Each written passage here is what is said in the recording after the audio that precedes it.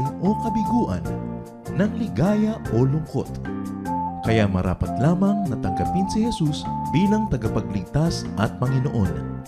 At matapos yun ay panariwain ang katapatan at paglapit sa Kanya bawat araw o day by day.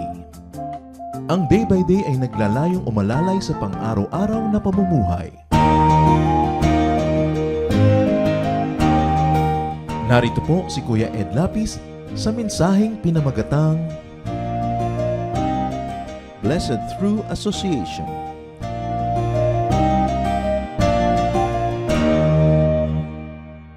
Matthew 8:13, Then Jesus said to the officer, You may go home now.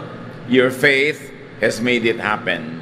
Right then, his servant was healed. Napakagandang episode po ito na pinapakita kung paano nagpagaling ang Panginoon ng isang pasyenteng ni wala sa kanyang direct presence. Blessed through association. Yan ang pamagat ng ating pag-aaral. Pinagpala at napagpapala dahil sa mga connection natin sa buhay. Salamat Panginoon dahil kayo ay aming tagapagligtas at tagapagpagaling. Salamat sa buhay na walang hanggan at salamat din sa buhay na pang-araw-araw dito sa lupa. Patuloy niyo po kaming linisin, patawarin sa aming mga kasalanan. And as we celebrate life, O God, we thank you for giving us our breath, our health, our everything. Mangusap po kayo ngayon, Panginoon, sa simpleng paraan at nawa lahat kami merong makitang pagpapala, may maiuwing katuruan mula sa inyo. Sit on your throne of power, O Father, lead your people, teach us. Be our speaker. In the name of Jesus Christ, your Son, our Lord, we pray with thanksgiving. Amen. Babasahin natin mula sa Mateo 8:5 hanggang 13. Pagpasok ni Jesus sa Capernaum, lumapit sa kanya ang isang opisyal ng hukbong Romano at nakiusap. Ginoo, ang katulong ko po ay naparalisado. Siya po'y nakaratay sa bahay at lubhang nahihirapan. Sinabi ni Jesus, pupuntahan ko siya at pagagalingin. Ngunit sumagot sa kanya ang opisyal, Ginoo, hindi po ako karapat-dapat na puntahan pa ninyo sa aking bahay. Sabihin na lamang po ninyo at gagaling na ang aking katulong. Ako'y nasa ilalim ng mga nakakataas sa pinuno at may nasasakupan ding mga kawal. Kapag inutusan ko ang isa, pumunta ka roon, siya'y pumupunta. At ang isa naman, halika, siya'y lumalapit. Kapag sinabi ko sa aking alipin, gawin mo ito, ginagawa nga niya yun.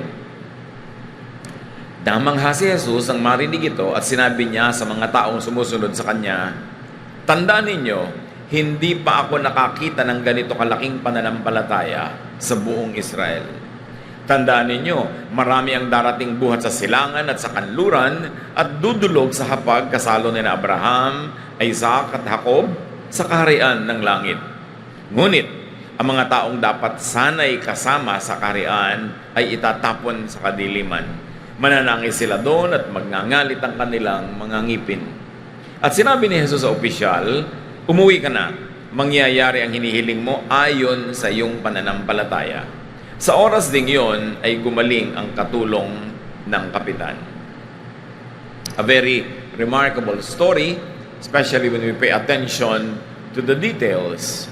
At muli nating basahin isa-isa at hanapan at kapulutan ng aral. Matthew 8:5-6, When Jesus was going into the town of Capernaum, an army officer came up to him and said, Lord, my servant is at home in such terrible pain that he can't even move. May mga ganong sakit. Yung iba frozen shoulders, yung iba arthritis. May mga sakit ang katawan na hindi makagalaw ang iyong kamay, ang iyong braso, anumang bahagi ng iyong katawan, ang iyong paa, at napakasakit. Matinding kirot. At yun ang naramdaman nitong isang katulong ng isang Roman officer. The Romans were foreigners in Israel. In fact, they were conquerors. Kaya hindi mo inaasahan na may Roman na lalapit kay Jesus, lalong-lalo na isang Roman officer. Mataas ang ranggo. A Gentile man of high military and social rank intercedes for a servant. It is most unusual.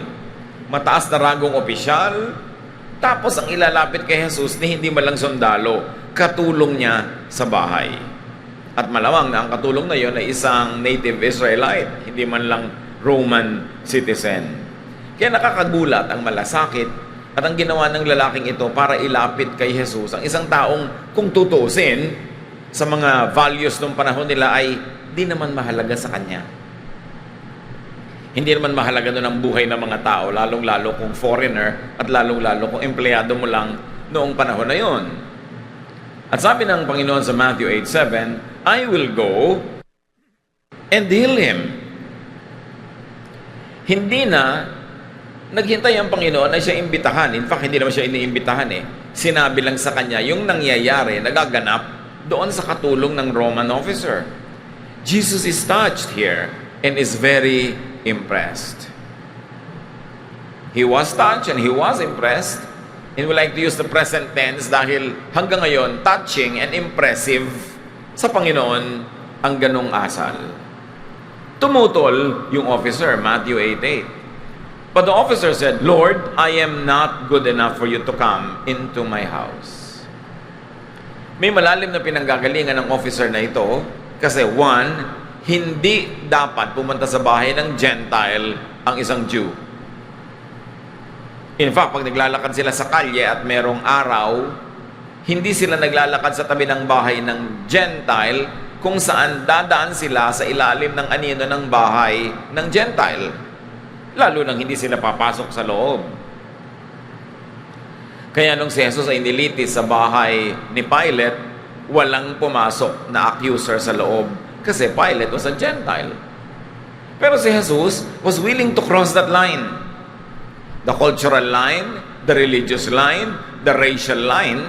He was going to cross that to heal someone. And someone of a very low social rank. Sabi niya, pupunta ako sa bahay mo. At sabi ng Roman soldier, hindi po ako karapat-dapat na dalawin pa ninyo at pumunta pa kayo sa loob ng aking bahay.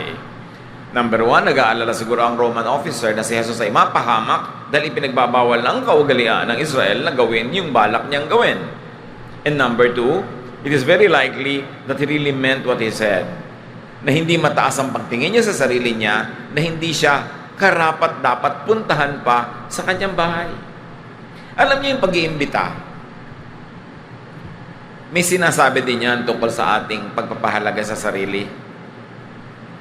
Pag may iniimbita ka na isang napakahalagang tao, napakaabala, busy na tao, para pumunta sa iyong event, actually, may mga sinasabi ka doon. One, mahalaga siya sa'yo, kaya mo siya iniimbita. Pero two, mahalaga ka rin sa tingin mo, worthy enough para puntahan ng isang tao, bitawan niya ang kanyang ginagawa, at mag-abala siyang pumunta sa iyong event.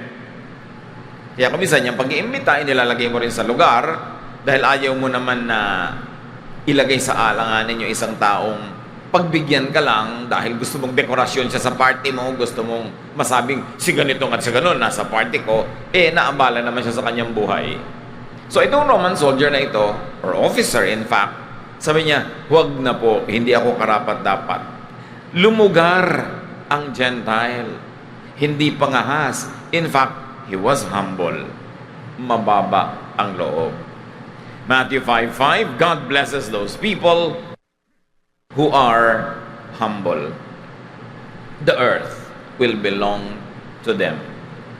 Sa kanyang paglagay sa kanyang sarili, sa tamang lugar o sa lugar na hindi presumptuous, hindi proud, na-touch lalo si Jesus. At sabi niya, just give the order. Matthew 8:8-9. And my servant will get well. I have officers who give orders to me, and I have soldiers who take orders from me. I can say to them, go, and he goes. I can say to another, come, and he comes. I can say to my servant, do this, and he will do it. Sabi niya, huwag na po kayo magpunta sa bahay. Mag-utos na lang kayo at masusunod yon. Paggalingin nyo na po, dito pa lang, huwag na kayong mag-abala pang pumunta. Ako nga po, tao lang. Hamak na tao lamang. May mga opisyal na nakakataas sa akin. Pag nag-utos, sinusunod ko. At may mga tao namang nasasakupan ko, pag inutusan ko, sumusunod. Eh lalo na kayo, mag-utos na lang kayo at mangyayari yon. Sabihin niyo na lang pong gumaling na siya at matutupad. So the officer recognizes Jesus' spiritual authority. At bagamat mataas ang ranggo niya sa military, sa gobyerno, sa lipunan, higit niyang pinahalagahan ang ranggo ni Jesus, which was spiritual, over his social and military rank. Kasi sabi niya, kung ako sinusunod ng mga nasasakupan ko, lahat ay sakop nyo, susunod pag inutusan nyo, utusan nyo na lang yung sakit na umalis. Matthew 8:10-12. When Jesus heard this, he was so surprised that he turned and said to the crowd following him, I tell you that in all of Israel, I've never found anyone with this much faith. Many people will come from everywhere to enjoy the feast in the kingdom of heaven with Abraham, Isaac, and Jacob. But the ones who should have been in the kingdom will be thrown out into the dark. They will cry and grit their teeth in pain. Sobrang humanga si Jesus sa sinabi ng tao. At hindi lang sa sinabi, dun sa puso na pinagmulan ng sinabi. Sabi niya, alam niyo, sa buong Israel, wala ako nakitang ganitong uri ng pananalig. Darating ang panahon na ang mga ligtas ay makikisalo sa piging doon sa kalangitan, pero yung sanang nandun, mawawala pa. Ang tinutukoy dito ng Panginoon, mga Israelites, na dapat sana kasali pero hindi, dahil hindi naniwala. Sabi niya, kaiba ang paniniwala nitong foreigner na ito. Nahigitan pa niya ang mga taga rito mismo sa Israel. At yung mga dapat sana ay makakasama sa buhay na walang hanggan, itatapon pa sila at magngangalit ang mga ngipin nila dahil sa sobrang pagdurusa, bunga ng pagkakatapon sa kanila. Jesus exclaims in pleasant surprise. He commends the outsider's faith and condemns the insider's lack of faith.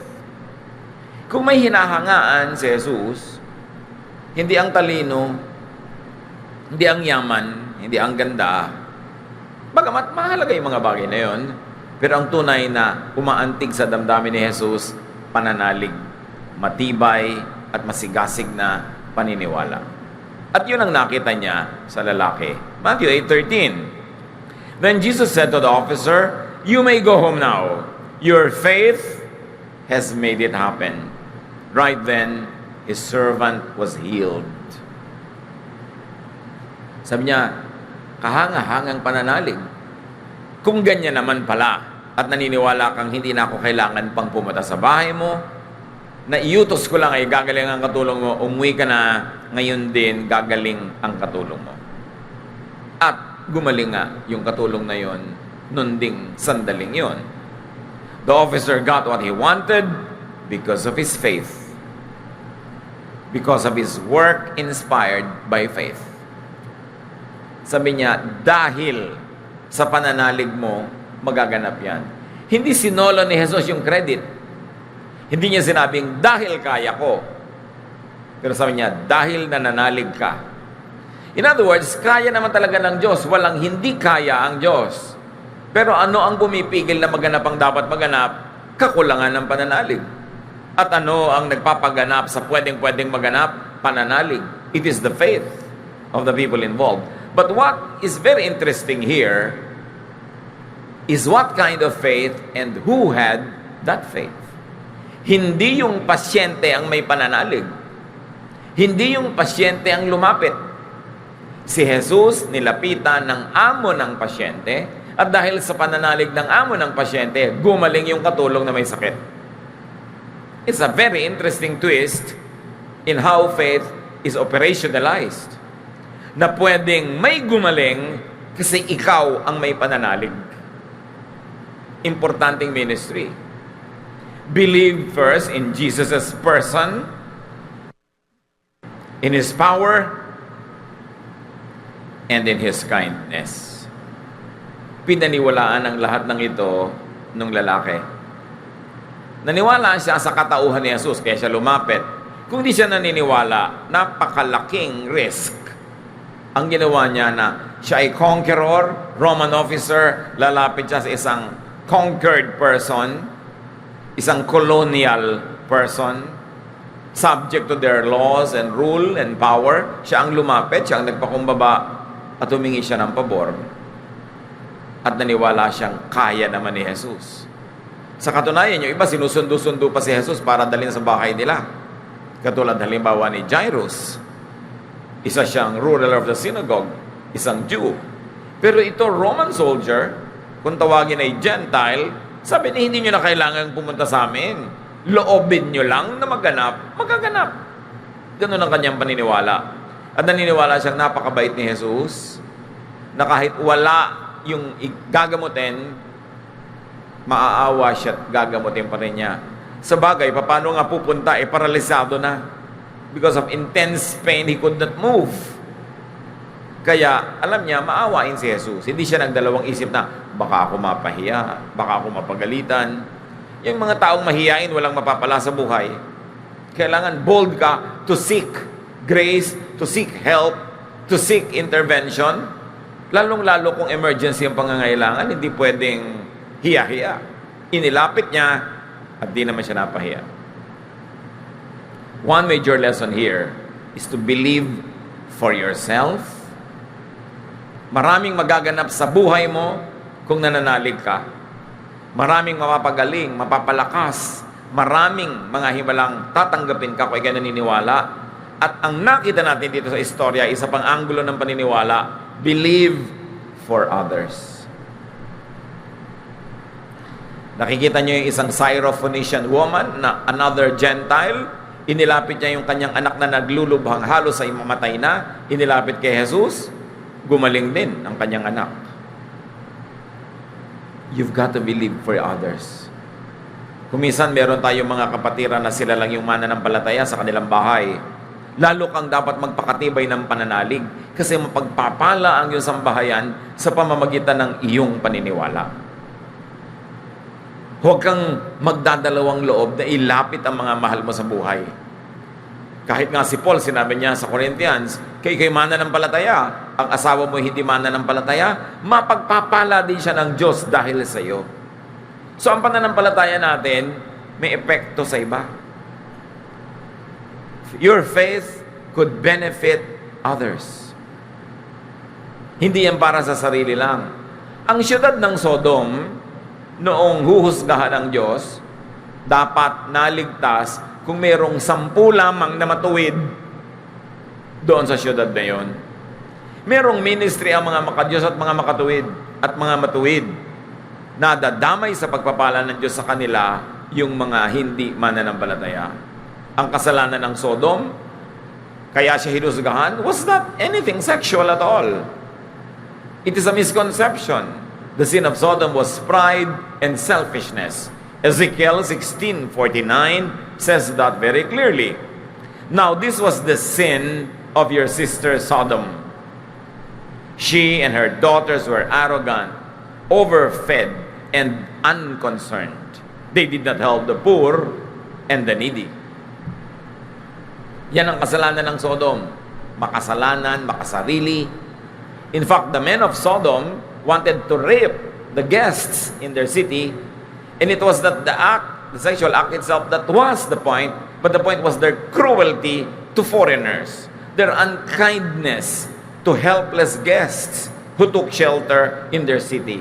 Ayaw na ayaw ng Diyos na nagsasamantala ka sa mga mahina. Na pwede mong tulungan, di mo tinutulungan, pinagkakaitan mo at pinagsasamantalahan mo pa. At yan ang kasalanan ng Sodom. Nakabaligtaran ng magandang ginawa ng Roman officer. Concerned siya, hindi siya mayabang, hindi siya overfed, hindi siya unconcerned, matulungin siya sa mga mahihirap at mga nangangailangan. Kaya ang Panginoong Jesus humanga sa taong yon.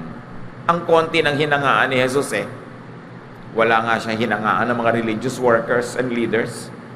Madalas pa ang hinahangaan niya, foreigner na naniniwala, at madalas niyang napapagalitan yung mga Israelites na Israelite na nga sinayang pa, hindi pa naniwala.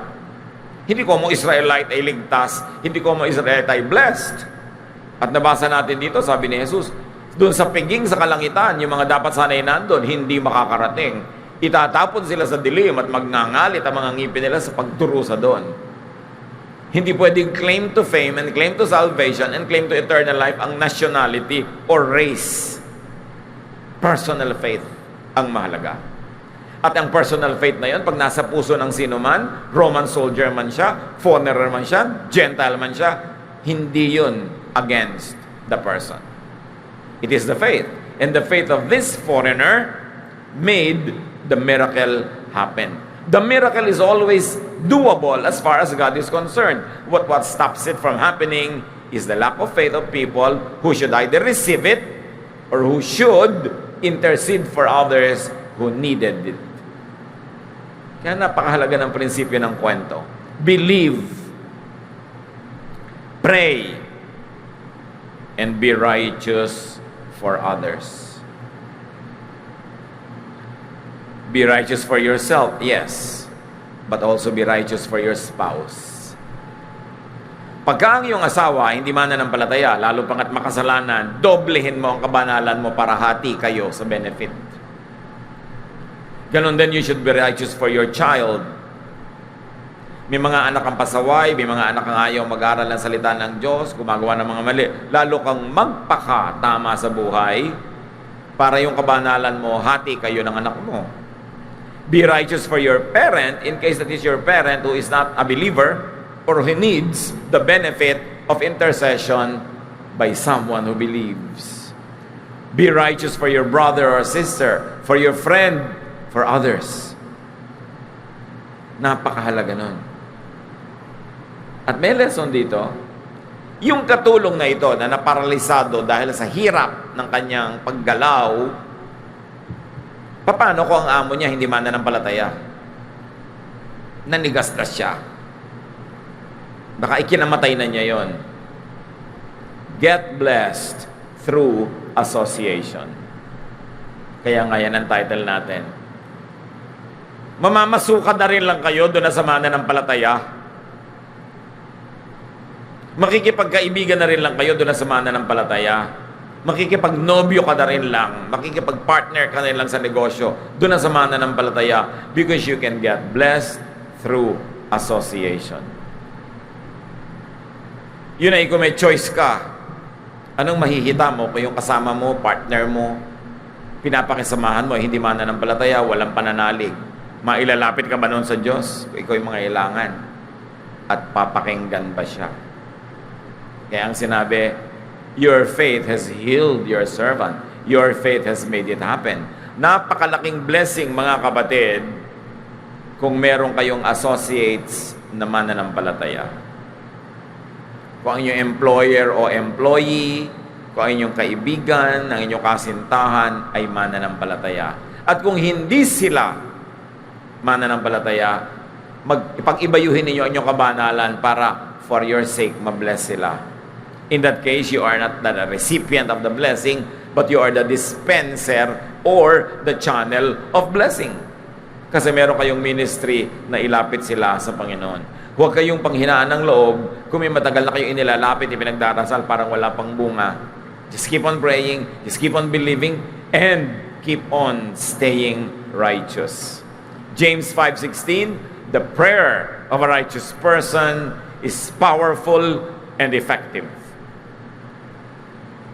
Kaya mission natin, mga kapatid, na magpakabanal, maging makadiyos, maging matuwid, para pag nanalangin ka para sa asawa mo, anak mo, kapatid mo, partner mo sa buhay, madinig ka ng langit. At kung may ilapit ka sa Panginoon para pagalingin, gumaling kahit sila hindi lumalapit. It is a ministry. Righteousness is a ministry. May mga ministry na pagkanta, pagtugtog, may ministry na pagpipreach, pagtiteach, pero lahat tayo pwede sa ministry na ito. Be righteous.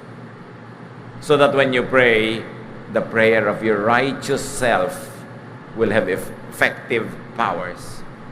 Because the faith of a righteous person moves the hand of God. Magandang ministry yan. Pag natutukso ka na magkasala, bumigay, teka, pag na-disqualify ako mag-pray, pag na-disqualify ako na lumapit sa Panginoon, kawawa naman yung mga pwede kong ilapit. Kasi sino maglalapit sa kanila sa Panginoon? Kaya mas napapaligiran ka ng mga taong hindi godly, dapat ka lalo magpaka-godly para sa kanila. Para meron silang pagpapalang makamit pag inilapit mo sila sa Diyos. So be a servant to a person of faith. Hindi naman mahirap makita yung lesson eh. Be a friend. Be a companion to a person of faith and ministry. Pag ikay nakikipagmabutihan, nakikipagtulungan, tumutulong, sumusuporta sa isang taong may pananalig at naglilingkod sa Diyos, aba, napakalaki mong kapakinabangan yon. Get blessed through association. Kaya ang sabi ng Panginoon mismo sa Mark 9:41, and anyone who gives you a cup of water in my name, just because you belong to me, will surely be rewarded.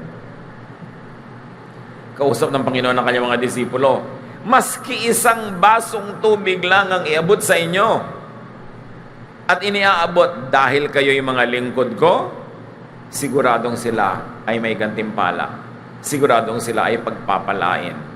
Huwag mag-atubili na gumawa ng mabuti, mag-abot ng isang basong tubig o ano man ang kahulugan nun sa ating buhay, ano man ang kaya nating iabot. Huwag mag-atubili dahil sabi ni Jesus, hinding-hindi mababaliwala ang mga kabutihang ginagawa ninuman sa aking mga lingkod.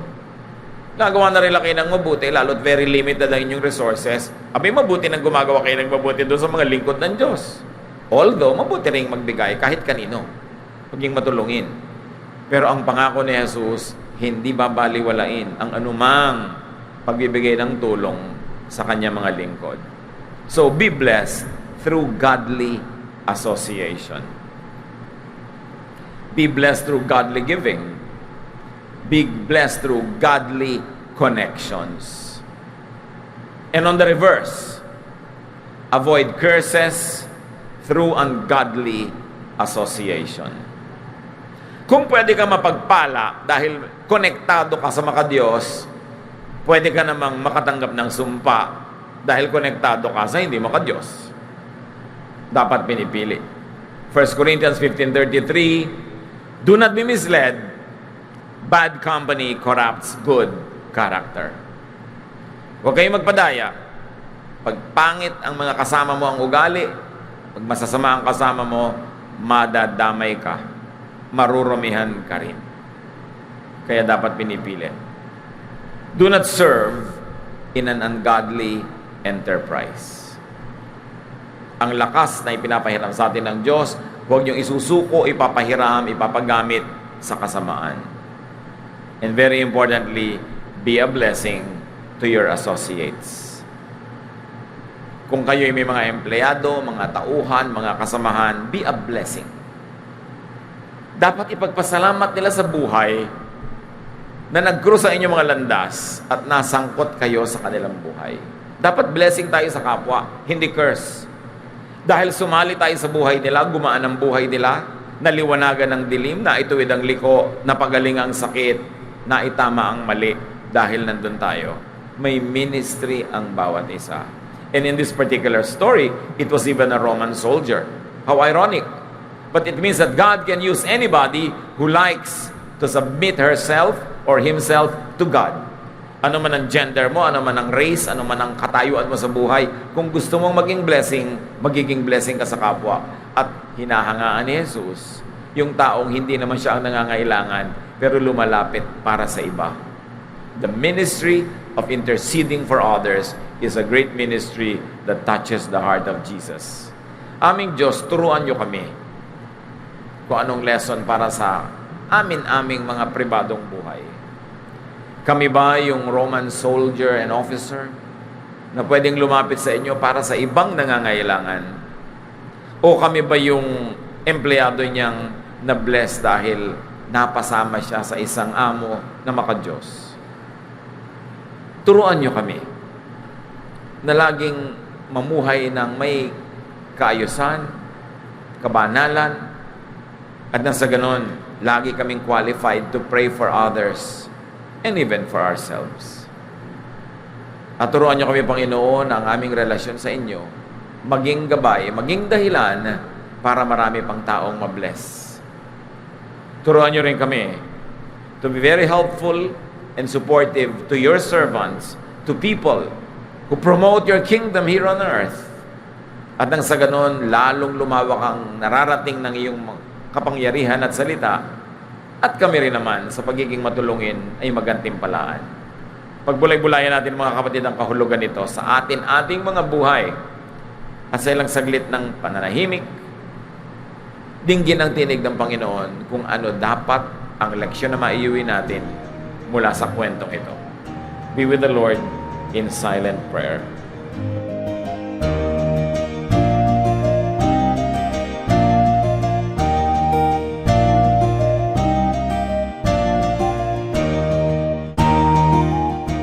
Ang katatapos pong mensahe ni Kuya Ed Lapis ay pinamagatang Blessed Through Association.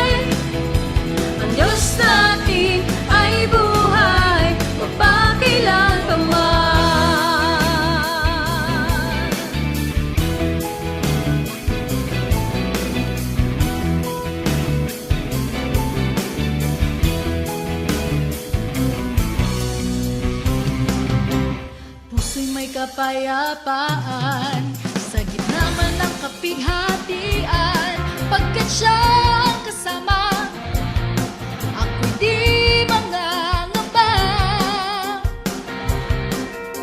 Purihin ka, O Diyos, kataas-taasan, purihin ka, Jesus, magpakailanman. Siya ang Alpha at Omega, makapangyarihan. Buhay, ang Diyos na di buhay,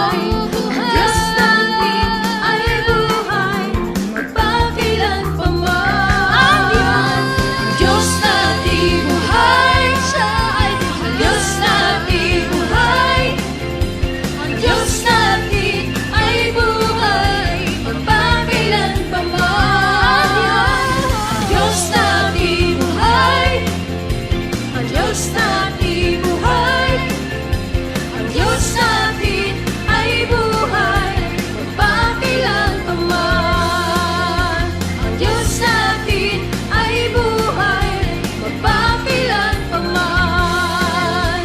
Ang Diyos natin ay buhay, magpakilan pa man.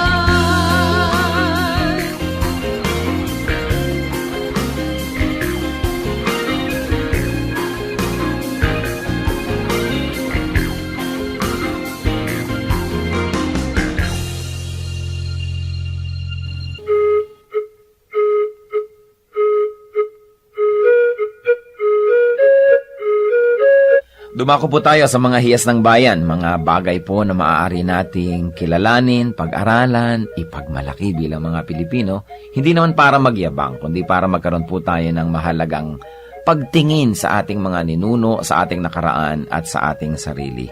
Sabi nga po, ang hindi lumingon sa pinanggalingan ay hindi nakararating sa paroroonan.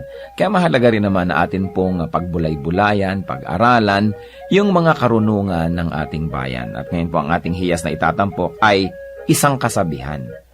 Bakit po hiyas ang kasabihan? Sapagkat bago naman tayo makagawa ng isang kasabihan, kailangan ng napakahabang panahon, ng pag-aaral, ng pagmamatyag, at ng isang sensitibong puso sa mga katotohanan sa daloy ng buhay.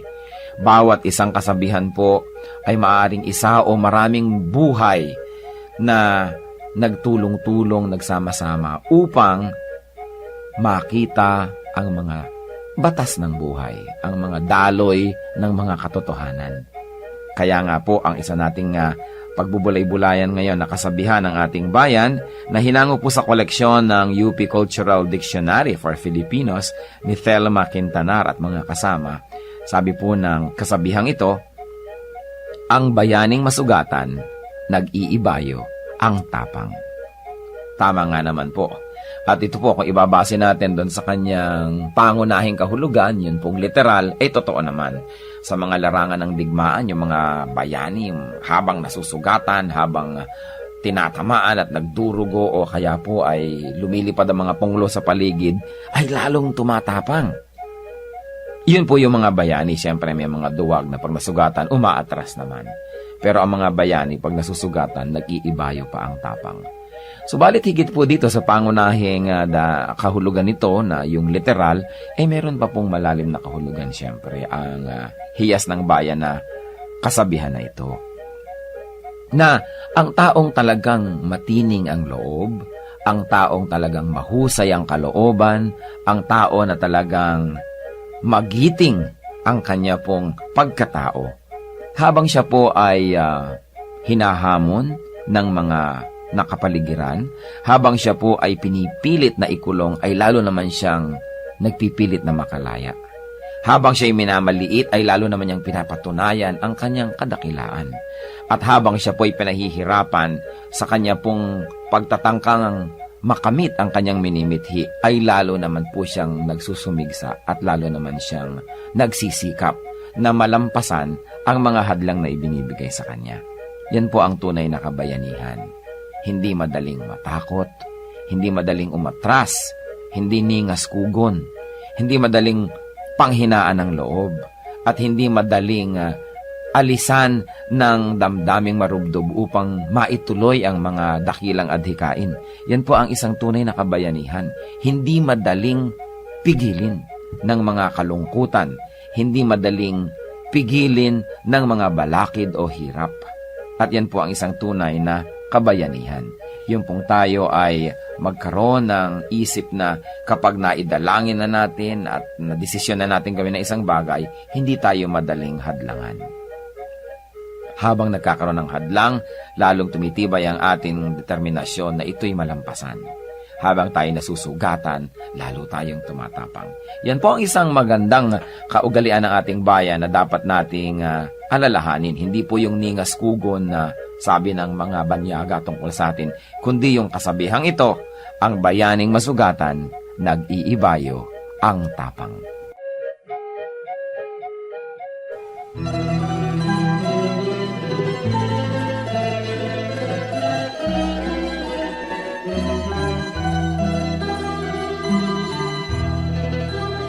O Diyos, kayo'y aming pupurihin.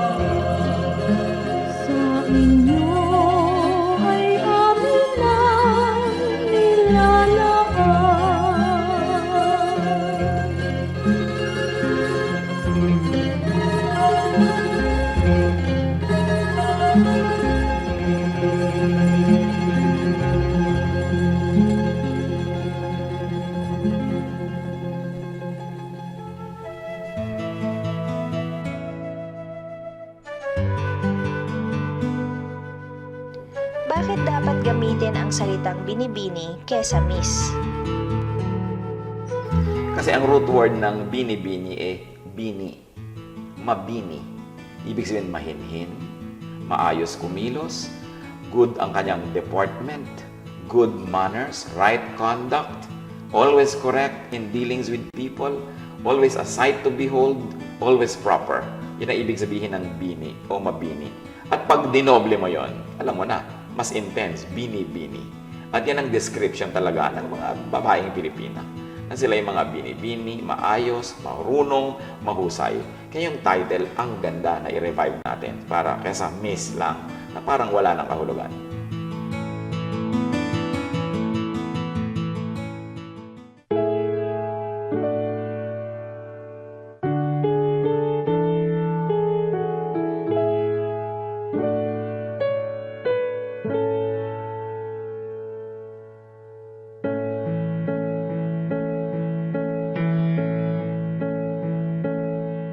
Kung aking marinig, banayad mong tinig, paligid may dilim, sa pag-asa'y itik. At kung sa panahon ba ng kasiyahan, walang pagkalimot, dalay pasalamat. Alay ko ay papuri, damhin mo pagsamba, ang pag-ibig mo sa'kin walang hanggan. Sa iyo kabutihan, buhay ay nakamtan. Pupurihin ka magpakailan pa man,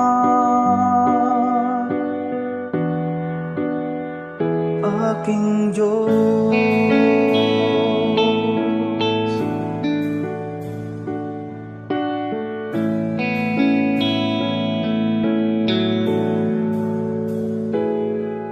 At kung magkainsan, di ka maramdaman, sa puso ko'y tiyak, ika'y naririyan. Kahit sa dulo man itong aking buhay, ika'y aking lakas, hindi mangangamba.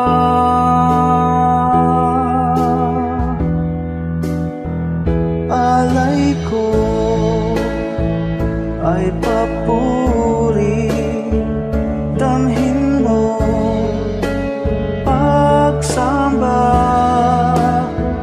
ang pag-ibig mo sa'kin walang hanggan.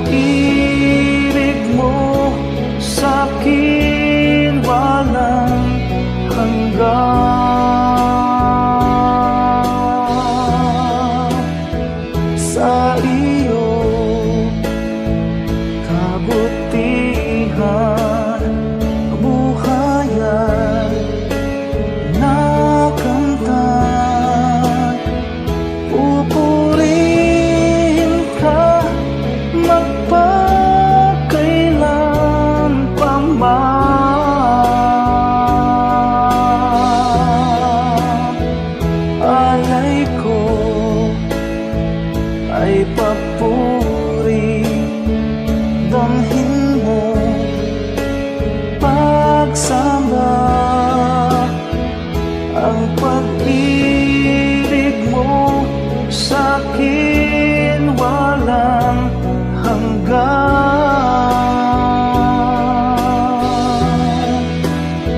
Sa iyong kabutihan, buhayan, nakamtan, pupurihin ka magpakailan pa man.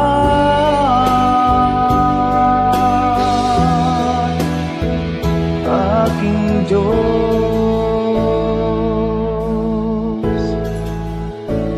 aking Diyos,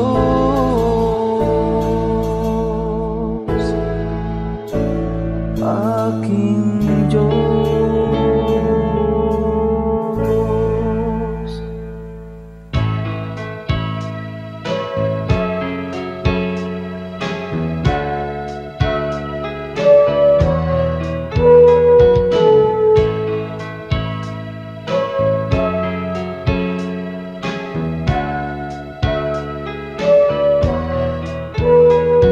Ikaw ang aming nakikita sa kanilang mukha, kaya ang mabuting balita binabahagi sa mga dukha. Ngunit paano nilang masisilayan ang habag at pag-ibig mo kung hindi mapatutunayan sa aming patotoo? Kaya kung paano mo kami kinalingan, kung paano mo kami minahal, sa aming buhay nawa ay magbunga ng pagtitiyaga at pagpapagal sa aming kilos, salita at damdamin. Maranasan nilang totoo ang kabutihang natutunan namin na nagmumula sa'yo.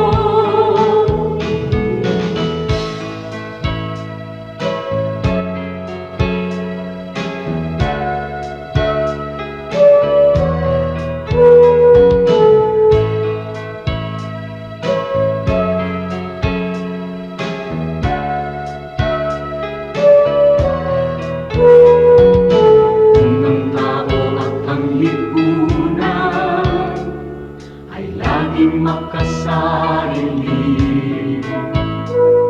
sa'yo ang bagong panuntunan, ang maglingkod at magsilbi. Ang aming pananampalataya patuloy mong palaguin,